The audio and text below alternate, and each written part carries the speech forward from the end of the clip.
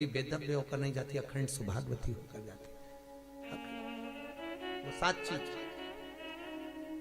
मूल भगवत चित्त का स्मरण करने वाली शंकर। नमस्कार दोस्तों, स्वागत है आप सभी का अपने YouTube channel the Lord Shiva में।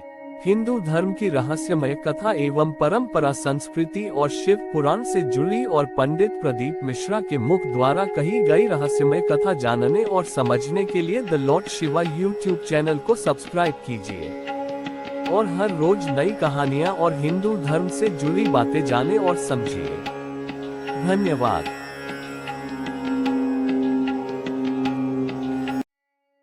वेदव्य होकर नहीं जाती, अखंड सुभागवती होकर जाती। वो 7 चीज मूल भगवत चित्त का स्मरण करने वाली शंकर स्वयं ऋषिका से कह रहे हैं, तू कर्म का भोग जरूर भोग रही है, पर तेरा सात्वित्व की रक्षा स्वयं जगत जननी करेगी। तो चिंता ना करिएगा, तो चिंता बिल्कुल ना करना, स्वयं जगदम्बा करेगी। और आया समय, भगवान शिव का जो शिवलिंग, छोटा सा शिवलिंग, बिल्कुल छोटा सा, जिसका पूजन ऋषि का रोज करते हैं। और बहुत ध्यान देना जीजियों, आपसे निवेदन है, आपके घर में जितने पुराने भगवान हैं, ठाकुर जी हैं, देवता हैं, ये सिद्ध हो चुके हैं। कैसे हो गए? सिद्ध। जिस माला से हम जाप करते हैं वो माला हमारी सिद्ध हो जाती है जब जब कर। जिस आसन पर बैठकर हम भगवान की कथा सुनते हैं, जिस आसन पर बैठकर हम भजन करते हैं, जिस आसन पर बैठकर हम स्मरण करते हैं, वो सिद्ध हो जाती है हमारी सिद्ध। बड़ा क्रम है हमारा सिद्ध, तो बड़ी सिद्ध है आपके घर में जो भगवान है। तो भगवान स्वयं कह रहे हैं, भोलेनाथ जी कह रहे हैं कि ऋषिका, जिस शिव की तू आराधना करती है ऋषिका, जिस शंकर का तू पूजन करती है ऋषिका, जिस शिव का तू अनुमोदन करती है, तेरी रक्षा करने वाला यही शिवलिंग है। बस यही।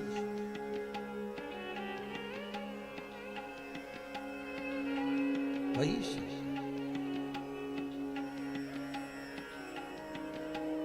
अच्छा, बहुत ध्यान देना, कई लोग कहते हैं शंकर जी घर में नहीं रखना। एक महाराज आ गए थे पहले टीवी पे, उन्होंने सबके घर के शंकर जी को निकलवा के पीपल के पेड़ के नीचे रखवा दिया। भगवान ने उनको ही निकाल दिया। बढ़िया सोफे मोफे पे बैठ के सबको बताते रहते थे। हमने एक दिन शंकर जी को निकला, शंकर जी घर में नहीं होने, सबको निकाला। शंकर जी ने उनको निकलवा दिया।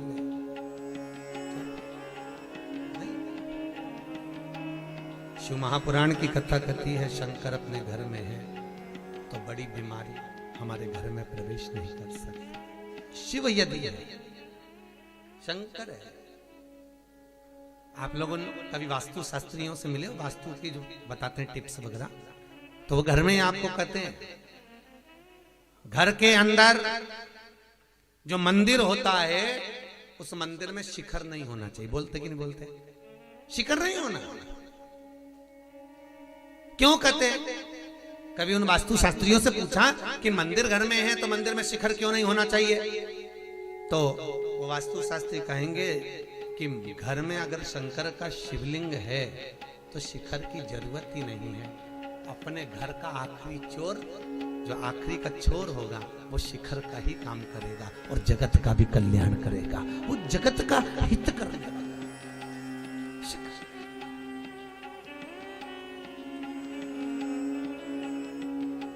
उनसे पूछोगे वो बताएंगे आपको कि मंदिर में अगर शंकर है, मंदिर में अगर शिव विराजमान है, मंदिर में अगर भोलेनाथ विराजे हुए हैं, तो फिर क्या सोचना? फिर नहीं सोचना, शंकर है, शिव है। अब एक दिन ऋषि का शिव की आराधना में लगी थी, युवानी अवस्था हो गई, और युवानी अवस्था में जब जवान हो गई, बड़ी सुंदर थी वो, अति रमणीय, अति सुंदर, बहुत सुंदर, बहुत सुंदर। और इतनी सुंदर ऋषिका, इतनी सुंदर थी, शिव का भजन कर रही थी। वहीं पर एक मूड नाम का राक्षस है। क्या नाम था उसका? मूड।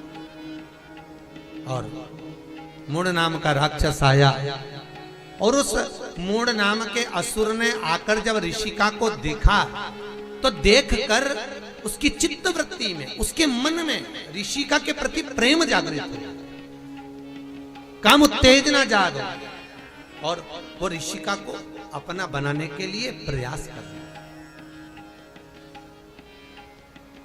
और ऋषिका को अपना बनाना चाहिए। बहुत ध्यान दीजिए।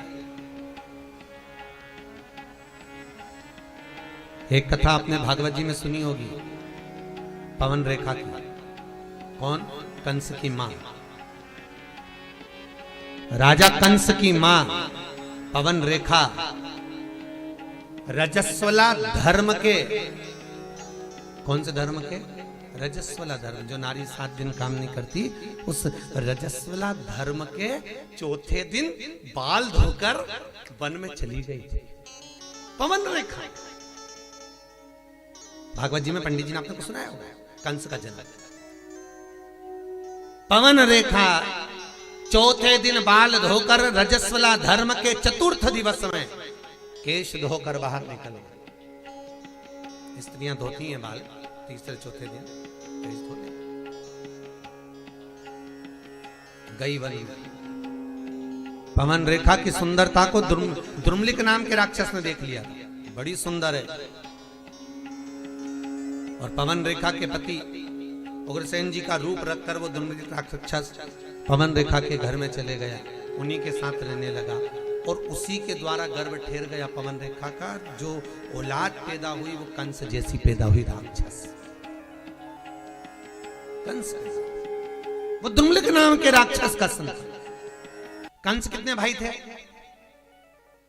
अरे जम के बोलो जरा। कृष्ण कितने भाई थे? नहीं, कृष्ण पूरे कितने थे? 8। कितने थे? 8। 6 तो वो, 7वें नंबर के दाऊद जी और 8वें नंबर के कन्हैया। कृष्ण कितने भाई हैं? 8। कंस कितने भाई हैं? 8। कंस कितने भाई हैं? 8। और 8 भाई राजा कंस के स्वयं को मिलाकर जब 8 है तो जो 7 भाई थे कंस के वो भगवान की भक्ति में डूबने वाले थे, स्मरण करने वाले थे, दान पुण्य करने वाले थे, नाम कीर्तन करने वाले थे, नाम स्मरण करने वाले थे। कंस के बारे कंस क्या? सातों के सातों भगवान की भक्ति में डूबने वाले। और जो 8वें नंबर का जो कंस था वो गलत काम करने वाला। तो सबको आश्चर्य हुआ, बात क्या हुई? तब मालूम पड़ा कि पवन रेखा के गर्भ में जो संतान थी वो द्रुमलिक नाम के राक्षस की थी, इसलिए 8वां गर्भ बिगड़ गया। अष्टम गर्भ खराब, 8 तब मालूम। अब मूढ़ नाम का असुर राक्षस ऋषिका को अपना बनाना चाहता था। ऋषिका भजन में डूबी हुई थी। बहुत ध्यान देना साहब। राजा श्वेत भजन में डूबे, मृत्यु देवी को भी मरना पड़ा था, यमराज के भी प्राण छूट गए। यमराज के राजा श्वेत के कारण।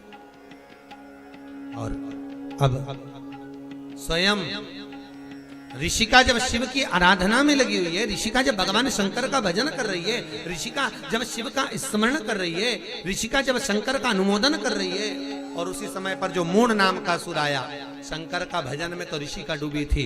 स्वयं शंभु प्रकट हो गए और शंकर ने प्रकट होकर उस मूढ़ नाम के राक्षस का संहार करा।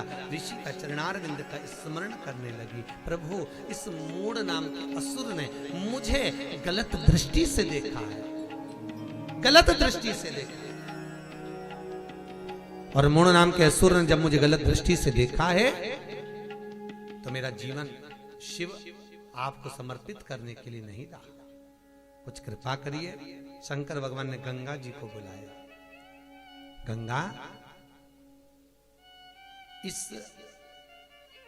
ऋषिका ने जिस शंकर के शिवलिंग की पूजन करी है वो शिवलिंग नर्मदा जी के तट पर यहां नंदिकेश्वर के नाम से विराजमान होगा। गंगा, तो ऋषिका का कल्याण कर।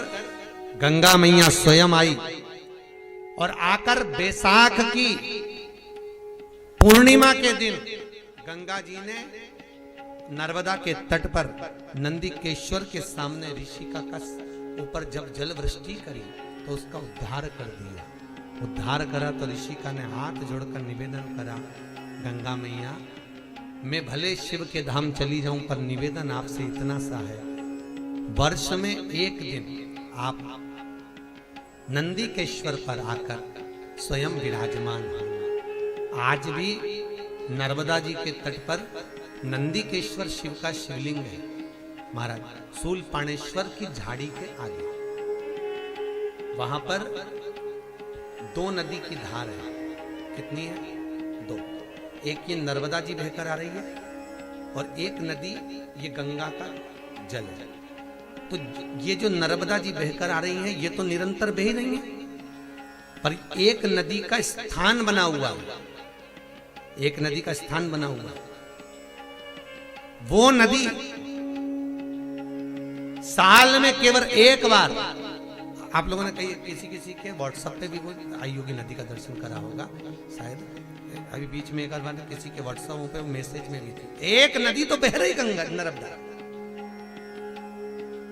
पर जो दूसरी नदी है गंगा, वो बैसाख की पूर्णिमा के दिन साल में केवल एक बार वो नदी नर्मदा से मिलने के लिए गंगा आज भी आती है।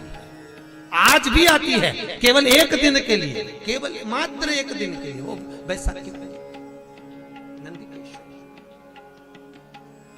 लोग कहते हैं महाराज जी शंकर के चमत्कार क्या? हम कहते हैं चमत्कार देखना है तो कभी तुम जाओ बिजली महादेव पर जाकर देखो कि पूरे भारत की भूमि की सबसे पहली बिजली शंकर के शिवलिंग पर मनाली में गिरती है।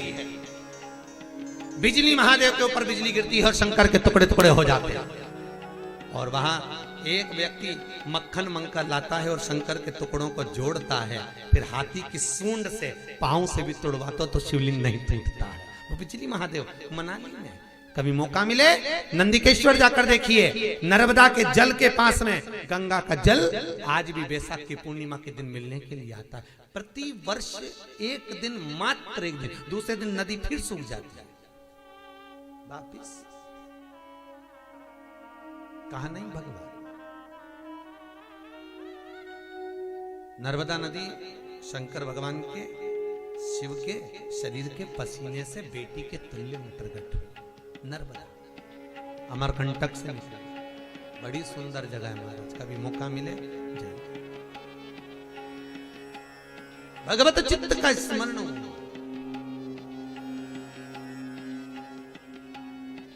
पूरी दुनिया में सारे शिवलिंग पर चढ़ाई हुई वस्तु को नहीं खाया जाता, पर नर्मदेश्वर नर्मदा के जल से निकला हुआ शिवलिंग पर चढ़ी हुई वस्तु खाई जा सकती है, वस्तु पाई जा सकती है, उसका स्मरण किया जा सकता है।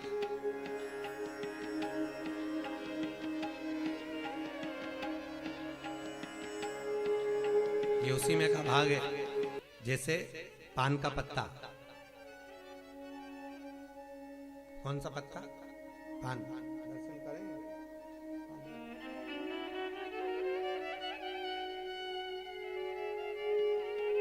ये पान का पत्ता, इस पान के पत्ते पर ये, इसका जन्म कहाँ हुआ आपको मालूम होगा ना? पान का जन्म कहाँ हुआ है? अमृत, जो मंथन में अमृत का कलश निकला था, उस कलश को असुरों ने देवताओं से छुपाकर इंद्र जिस खंबे से बनता था उस खंबे के पास में कलश को छुपाया। वहीं कलश को रखे रखे उस कलश की बूंद नीचे टपक गई थी तो पृथ्वी से ससर्ग होकर एक बेल उत्पन्न हो गई थी। उस बेल से ये पान का पत्ता उत्पन्न हुआ था। इसलिए पूजन में पान की बड़ी महत्वता होती है, अमृत का। पर इसमें कामता का निवास हो गया। कामता को देखकर दरिद्रता देवी इसमें प्रवेश कर गई। तो दरिद्रता देवी ने कहा इसमें मेरा निवास होगा। देवताओं ने कहा ये तो देवताओं पे भी चढ़ेगा, सबको प्रिय रहेगा ये बीड़ा, ये पान। तो दरिद्रता देवी कहती है मेरा भाग आगे और पीछे रहेगा। इसलिए जब भी तमोली पान बनाने वाले पान जब बनाते हैं तो आगे का भाग तोड़ देते हैं और पीछे का भाग कैंची से अरे बोलो सही है कि गलत है? तो कई बच्चे पूछते हैं, मम्मी इसको पीछे से क्यों काटा, आगे से क्यों काटा, बीच में तो काटा ही नहीं। तो उसका कारण केवल इतना है, इसमें दरिद्रता का जो भाग है वो दो भाग है। दरिद्रता आगे भी निवास कर रही है, पीछे भी निवास कर रही है, इसलिए इसको तोड़कर फिर पान बनाया जाता है, बीड़ा बनाया जाता है। पर पूजन में जल के पात्र में जब तक ये पान डला रहता है तब तक दरिद्रता देवी का दोष इस पान में नहीं रहता। कई लोग पूजन करने के बाद पान को थाली में रख देते तो पंडित जी वापस उठा के उसको पानी के कलश में डाल देते। डालते कि नहीं डालते? वापस पानी के कलश में, क्योंकि अलग रहेगा तो दरिद्रता का भाव रहेगा, उसमें डला रहेगा। तुम किसी तमोली की दुकानों पर भी जाकर देखना, जो पान बेचते हैं वो अगर पान का ढेर रखेंगे तो बार बार पान पर पानी का छींटा देते रहेंगे। देते कि नहीं देते? पानी का छींटा देते रहेंगे, उसको गीला रखेंगे। भले पानी से वो सड़ रहा है, पानी से गल रहा है, तो भी उस पर जल का छींटा देंगे, क्योंकि पानी में जब तक है तो उसमें दरिद्रता का भाव नहीं। पानी से सूखा दरिद्रता का भाव प्रकट हो जाए। तो शंकर का जो मिलन है महाराज, शिव कह रहे हैं तू गंगा नर्मदा के इस नंदिकेश पर तू आ और मिल। तो जो कहते हैं कि भगवान कहाँ है, हम कहते हैं एक बार जाकर जरूर देखो सर, जरूर। उसकी प्राप्ति का केंद्र बिंदु है तो अवश्य प्राप्त। शंकर की कथा कहती है, ऋषिका शिव के धाम में चली जाती है, देवताओं ने पुष्पों की वृष्टि करी है, गंधर्व गान करे हैं, अप्सरा नृत्य करी, चारों तरफ सुख समाहित हो जाता है। सुख इधर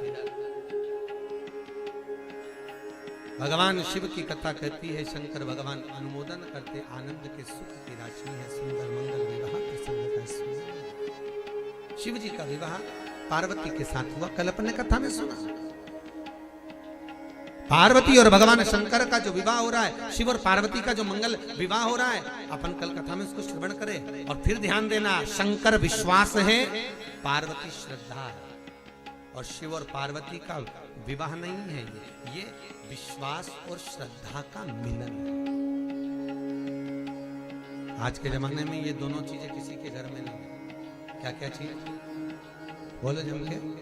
विश्वास और श्रद्धा, ये दोनों चीज लोगों के घर से चली गई। ना विश्वास रहा ना श्रद्धा। भाई भाई पे विश्वास नहीं करता, देवरानी जेठानी पे विश्वास नहीं करे, जेठानी देवरानी पे नहीं करे, सास बहू पे नहीं करे, बहू सास पे नहीं करे। और जरा विचार करो, कितना विश्वास था पहले के समय में, कितना विश्वास। और आज भी जितना विश्वास सास के मन में बहू के प्रति रहता है, उतना बहू के मन में सास के प्रति नहीं रहता। आपको आज की यह कथा पसंद आई हो तो हमारे YouTube चैनल को सब्सक्राइब अवश्य कीजिए और बाजू में दिए गए बेल आइकॉन को अवश्य क्लिक कीजिए और कमेंट कीजिए। ओम नमः शिवाय। धन्यवाद।